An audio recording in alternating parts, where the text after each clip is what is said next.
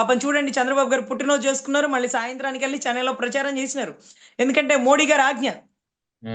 ఎందుకంటే మనకు తెలియంది కాదు. ఆయన గతంలో ఇదే స్టాలిన్‌ని ముఖ్యమంత్రి గారి ప్రమాణ స్వీకారానికో లేకపోతే అన్నిటికో కూడా పిలుచున్నారు కదా! చాలా వాటికి ఆయన వచ్చేవాళ్ళు కదా గతంలో కూడా. సో, స్టాలిన్ గారు ఎప్పుడన్నా తిరుపతి వచ్చినప్పుడు కూడా దర్శనానికి టీడీపీ ఎమ్మెల్యేలు, ఎంపీలు అందరూ వెళ్లి ఆయనకి దగ్గరుండి దర్శనం చేసేవాళ్ళు. మంచి మ్యూచువల్ అండర్‌స్టాండింగ్ ఉంది. కానీ ఒక వ్యక్తిని తిట్టగలిగిన ఆయనే, తిట్టిన వ్యక్తిని పొగడాలన్నా ఆయనే సార్.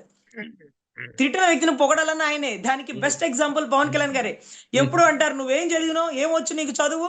నెత్తిన రూపాయికి పెడితే పావలకు కూడా పోవనింది" చంద్రబాబు గారే. పవన్ కళ్యాణ్ అనేవాడు పక్కన లేకపోతే నాకు గెలుపు లేదు అనింది చంద్రబాబు గారే. ఒకే వ్యక్తిని 2 సార్లు పొగడాలన్నా, విమర్శించాలన్నా అది బాబు గారి వల్లే సాధ్యం అవుతదండి. సో, అదే మాదిరిగా మోడీ గారితో అవసరం.